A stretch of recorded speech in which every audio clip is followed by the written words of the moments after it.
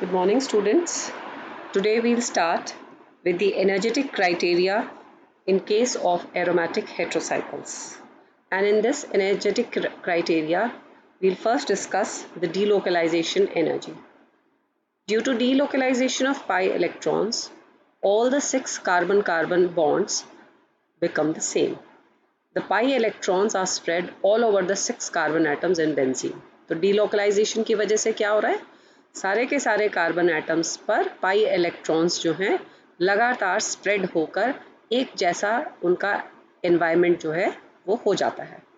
The delocalization of pi electrons is held responsible for greater stability of benzene. ये already हम पहले भी पढ़ चुके हैं कि बेंजीन क्यों स्टेबल है, क्योंकि वहाँ पर delocalization of pi electrons. 6 pi electrons are being delocalized in case of benzene, which are responsible for the stability of benzene. Thus, delocalization energy can be defined as the additional bond energy obtained as a consequence of delocalization of pi electrons, which initially belong to the isolated double bonds. तो isolated double bonds में और conjugated double bonds में यही difference है कि जो isolated double bonds हैं उनका लोकलाइज्ड पोजीशन होती है, जबकि कॉन्जुगेटेड डबल बॉन्ड्स जो हैं उसमें डीलोकलाइजेशन की पॉसिबिलिटी हो सकती है. तो यहाँ पर हम क्या कह रहे हैं, the delocalization energy can be defined as the additional bond energy which is obtained due to the delocalization of pi electrons. तो यदि कॉन्जुगेटेड बॉन्ड्स डीलोकलाइज होते हैं और उनके पाई इलेक्ट्रॉन्स डीलोकलाइज्ड होकर चारों तरफ घूमते हैं और एक रिंग स्ट्रक्चर बना लेते हैं, तो this energy is called as the delocalization energy, जो कि एडिशनल बॉन्ड एनर्जी होगी और क्या करेगी, स्टेबिलिटी को बीट करेगी. For the determination of delocalization energy हम इसको हकल मॉलिक्यूलर ऑर्बिटल ट्रीटमेंट से फाइंड आउट कर सकते हैं. डीलोकलाइजेशन एनर्जी को यदि हम फाइंड आउट करना चाहें, since sigma and pi electrons are in the planes perpendicular to each other. Sigma electrons और पाई इलेक्ट्रॉन्स कैसे हैं, एक दूसरे के परपेंडिकुलर प्लेन में हैं, मतलब आपस में इनका कोई इंटरैक्शन नहीं है. Hence, the pi electrons in a conjugated system do not interact with the sigma electrons. क्योंकि दोनों अलग अलग प्लेन में हैं, सिग्मा इलेक्ट्रॉन्स भी और पाई इलेक्ट्रॉन्स भी अलग अलग प्लेन में होने की वजह से एक दूसरे के साथ कोई इंटरैक्शन नहीं करते. इसलिए तो जो कंप्लीट मॉलिक्यूलर वेव फंक्शन है, then that can be written as psi m is equal to psi sigma plus psi pi, and the molecular energy will be shown as energy of the molecule as energy sigma plus energy pi. The total pi electron wave function can be shown as psi pi is the single product of one electron function, and the total energy of the pi electron is taken as sum of one electron of the HOMO energy. तो कुल मिला के जो molecular wave function होगा इसके लिए साई पाई के लिए वो 1 से लेके 6 एटम्स के लिए हो जाएगा, ऐसे ही एनर्जी भी 1 से लेके 6 एटम्स तक के लिए हो जाएगी. The energy of pi electrons in pi molecular orbitals, जो एनर्जी है पाई इलेक्ट्रॉन्स की पाई मॉलिक्यूलर ऑर्बिटल्स में, उनको हम दो टर्म्स में शो कर सकते हैं, और वो जो दो टर्म्स हैं they are Coulomb's integral and resonance integral. Coulomb's integral जो है it is symbolised by alpha. It represents the average energy of an electron in an isolated p orbital before overlapping. यानी और जो p ऑर्बिटल्स हैं उनमें overlapping से पहले जब वो आइसोलेटेड हैं, that integral is symbolised by alpha, जो कि कूलम्स इंटीग्रल का पार्ट है. All such integrals are equal, क्योंकि वो आइसोलेटेड हैं, ओवरलैपिंग नहीं हुई है, कोई इंटरैक्शन नहीं हुआ है, इसलिए ये सब इंटीग्रल्स जो हैं इक्वल भी हैं और सेपरेट भी हैं. और ये सिंबॉलिकली कैसे मेंशन्ड है, एज अल्फा. दूसरा आता है resonance integral. This resonance integral is given symbol beta. It represents the energy of interaction between two atomic orbitals. ये क्या कर रहा है? रेजोनेंस इंटीग्रल है और कौन सी एनर्जी को शो कर रहा है? It represents the energy of interaction. दो एटॉमिक ऑर्बिटल्स के बीच में जब इंटरैक्शन होगा तो यहाँ पर उस ये एनर्जी को रिप्रेजेंट करेगा और रिप्रेजेंट कैसे होगा? Bye symbol beta. It denotes the energy of stabilization due to pi orbital overlapping. ये क्या कर रहा है? Stabilization को शो कर रहा है. ये it denotes the energy of stabilization. और ये energy of stabilization कैसे obtain हुआ है? Due to pi orbital overlapping. For atoms that are directly bonded, the beta has got some finite value. But for the atoms which are not directly bonded, beta has got no value. यानी जो atoms directly bonded हैं उसके लिए जो resonance integral है उसकी finite value है, जबकि those atoms which are not directly bonded, beta की कोई वैल्यू नहीं होती. The energy of pi electrons can be calculated using alpha and beta parameters. अब अगर हम इथीन का मॉलिक्यूल लें तो in ethene molecules 2 pi electrons are present. Ethene का जो मॉलिक्यूल है उसमें 2 पाई इलेक्ट्रॉन्स प्रेजेंट है और they will occupy the lower energy level. तो the total pi energy is equal to 2 bracket में अल्फा प्लस बीटा और it comes to be 2 alpha plus 2 beta. In the absence of pi interaction, अगर pi interaction नहीं होता है, the total energy of two electrons will be 2 alpha. Hence, the energy of pi bond in case of ethene molecule is calculated to be 2 beta. कैसे? 2 alpha plus 2 beta minus 2 alpha comes out to be 2 beta. अब यही चीज़ यदि हम benzene molecule में calculate करते हैं तो वो हम किस तरह से कैलकुलेट करेंगे? बेंजीन मॉलिक्यूल में हमारे पास 6 पाई इलेक्ट्रॉन्स है. उसमें लोअर एनर्जी जो कि बॉन्डिंग मॉलिक्यूलर ऑर्बिटल्स में है, हायर एनर्जी जो एंटी बॉन्डिंग मॉलिक्यूलर ऑर्बिटल्स में है. तो जो लोअर एनर्जी वाले बॉन्डिंग मॉलिक्यूलर ऑर्बिटल्स हैं उसमें जो एनर्जी लेवल्स हैं वो किस तरह से शो की जाएंगी? E1 alpha plus 2 beta, then E2 alpha plus beta, then E3 alpha plus beta. और जो हमारा कौन सा लेवल होगा? जो कि हायर है, जिसमें कि हम जो बॉन्डिंग मॉलिक्यूलर ऑर्बिटल के ऑपोजिट हमारे पास क्या होंगे? एंटी बॉन्डिंग मॉलिक्यूलर ऑर्बिटल्स होंगे या highly occupied higher in energy होंगे. उसको हम कैसे रिप्रेजेंट करेंगे? तो हमारे पास 6 एनर्जी लेवल्स है E1 से लेके E6 तक. तो E1 E2 E3 जो है डबली डीजेनरेट हैं और क्या है? लोअर एनर्जी के हैं. ऐसे ही जो एंटी बॉन्डिंग मॉलिक्यूलर ऑर्बिटल्स हैं वो कौन से हैं? E4 E5 E6 और वो हमारे कैसे हैं? They are of the higher energy.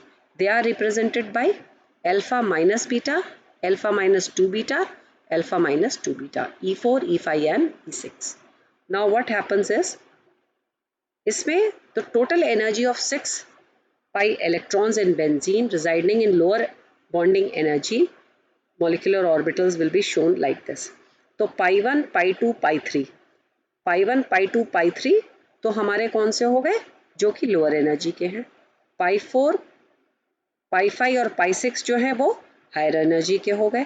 तो जो यहाँ पर 6 the total energy of 6 pi electrons in benzene residing in the lower energy bonding molecular orbitals will be पाई 1 से लेके पाई 6 तक. ये टोटल कितने हो जाएंगे? 6 alpha plus 8 beta. Since the energy of 2 electrons in ethene molecule is 2 alpha plus 2 beta, hence the energy of 6 pi electrons in 3 isolated double bonds can be calculated as this way. Pi electron energy 6 alpha plus 6 beta, delocalization 6 alpha plus 8 beta minus 6 alpha plus 6 beta comes out to be 2 beta. The pi electron arrangement of benzene gives more stability by the energy amount 2 beta. Since this is associated with the delocalization of 6 pi electrons, therefore it is termed as delocalization of energy. तो यहाँ पर क्या है, जो pi electron arrangement है benzene का, वो stability है, और स्टेबिलिटी जो है वो रेजोनेंस एनर्जी की वजह से कितना हो रही है, 2 बीटा एनर्जी अमाउंट है। ये जो है ये delocalization of 6 pi electrons को है, therefore it is termed as delocalization energy of benzene. तो the delocalization energy of pyridine यदि हम करें, तो जब हम pyridine को कंपेयर करते हैं तो वो बेंजीन को हम क्या करते हैं, pyridine को बेंजीन से कंपेयर करते हुए हम ये मान के चलते हैं कि उसमें से एक जो कार्बन एटम है that is replaced by the nitrogen atom. So the delocalization energy for pyridine and other heterocyclic compounds 6-membered will have the same value as that for a benzene, that is 2 beta, because pyridine contains nitrogen as a heteroatom. अब अगर हम pyridine को benzene से compare कर रहे हैं तो 6-membered ring है, ये भी 6-membered हेट्रोसाइक्लिक कंपाउंड है, तो इसकी भी कितनी होनी चाहिए, लगभग 2 बीटा ही होनी चाहिए। बट द डिफरेंस जो इसमें अराइज करता है वो ये है कि एक carbon atom is replaced by the nitrogen atom. तो because pyridine contains nitrogen as a heteroatom, it is believed to be derived from benzene by replacing one of the carbon atoms. Now since nitrogen is more electronegative, अब जो difference इन दोनों में आया है, since the nitrogen atom is more electronegative than carbon, presence of nitrogen in benzene results in the unequal distribution of pi electron density. Benzene और pyridine में जो difference आया है नाइट्रोजन एटम की उपस्थिति की वजह से, क्योंकि वो नाइट्रोजन कार्बन से ज़्यादा इलेक्ट्रोनेगेटिव है, तो इलेक्ट्रॉन्स का जो डिस्ट्रीब्यूशन है, जिस तरह से बेंजीन में 6 कार्बन एटम पर एक जैसा डिस्ट्रीब्यूशन है, जबकि pyridine में यही पाई इलेक्ट्रॉन का जो डेंसिटी है वो अनइक्वल डिस्ट्रीब्यूशन हो जाता है। Thus, suitable parameters are added to make unequal distribution of pi electrons in determining delocalization energy for heterocyclic compound. तो अब जब हम बेंजीन में delocalization energy कैलकुलेट कर रहे हैं तब, और ऐसे केस में 6-membered heterocyclic में जब हम delocalization energy रिड्यूस कर रहे हैं या पता लगा रहे हैं, तब जो डिफरेंस आएगा वो क्यों है, बिकॉज यहाँ पर अनइक्वल डिस्ट्रीब्यूशन हो गया है पाई इलेक्ट्रॉन्स का। Hence the value for alpha L और बीटा जो है वो चेंज हो जाएंगी। तो यहाँ पर जो चेंज इन वैल्यूज आई हैं वो बॉन्डिंग एमओस के लिए भी आएगी और एंटी बॉन्डिंग एमओस के लिए भी आएगी। तो जो एनर्जी लेवल डायग्राम है वो बेंजीन के लिए तो इस तरह से शो हो गया, जिसमें हमने बॉन्डिंग एमओस में भी शो कर दिया और एंटी बॉन्डिंग एमओस में भी शो कर दिया। लेकिन जब हम हेट्रोसाइक्लिक कंपाउंड्स के लिए करेंगे तो ये थोड़ा डिफरेंट हो जाती है। वाई? बिकॉज पाई इलेक्ट्रॉन्स का जो डिस्ट्रीब्यूशन है वो अनइक्वल हो जाता है। अब जब हम इनमें डिलोकलाइजेशन एनर्जी हेट्रोसाइक्लिक कंपाउंड्स में शो करते हैं तो बेंजीन में जैसे टोटल पाई एनर्जी है 8 in case of beta units, pyridine में ये कितनी हो गई 7.249, ऐसे ही पायरॉन में, थायोफीन में, फ्यूरान में ये अलग अलग हो जाती है। Now next we come to the empirical resonance energy due to delocalisation of pi electrons. हम यहाँ पर डीलोकलाइजेशन ऑफ पाई इलेक्ट्रॉन्स की बात करते हुए ही इसको समझाते हैं, चाहे वो क्योंकि सब एनर्जेटिक क्राइटेरिया हम डिस्कस कर रहे हैं। तो due to delocalisation of pi electrons molecule जो है वो क्या शो करता है, स्टेबिलिटी शो करता है। Hence the difference between the experimental value for the heat of formation and calculated value for the hypothetical structure is known as empirical resonance energy. मतलब क्या है कि जो एम्पेरिकल रेजोनेंस एनर्जी है वो एक्चुअली किसका डिफरेंस है, जो कैलकुलेटेड वैल्यू है और जो एक्सपेरिमेंटल वैल्यू है। कैलकुलेटेड वैल्यू और एक्सपेरिमेंटल वैल्यू का जो डिफरेंस है वो वैल्यू कहलाती है empirical resonance energy. Empirical resonance energy भी दो टर्म्स से मिलकर बनी है, एक डिस्टॉर्शन एनर्जी से और एक वर्टिकल रेजोनेंस एनर्जी से। डिस्टॉर्शन एनर्जी जब हम कहते हैं तो डिस्टॉर्शन वर्ड से ही हमें पता चलता है कि एंगल का कोई ना कोई चेंज हुआ होगा.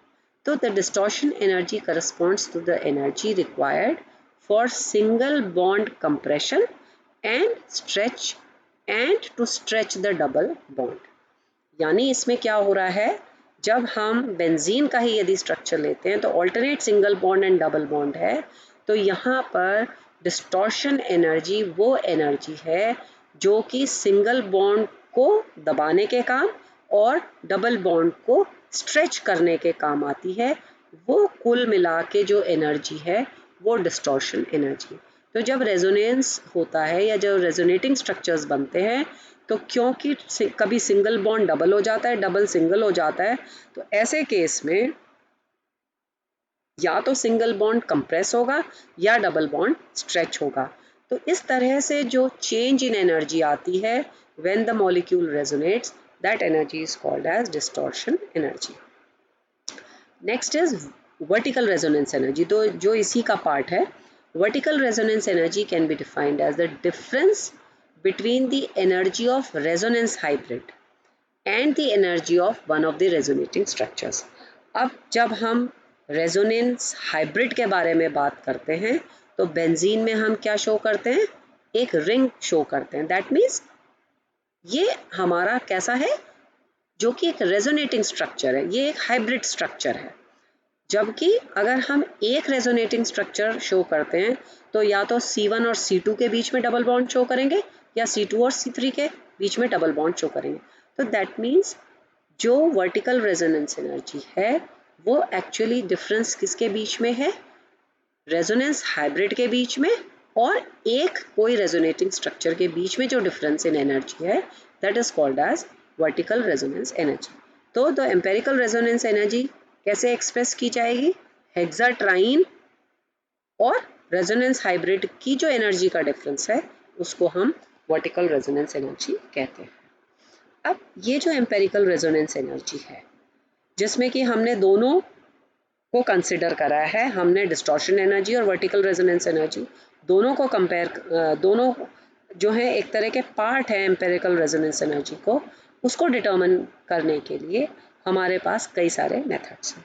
और उन मेथड्स में से सबसे पहले मेथड हम लेते हैं हीट ऑफ कंबस्शन. तो heat of combustion is an example of heat of a specified type of reaction, यानी कंबस्शन रिएक्शन यदि हो रही है.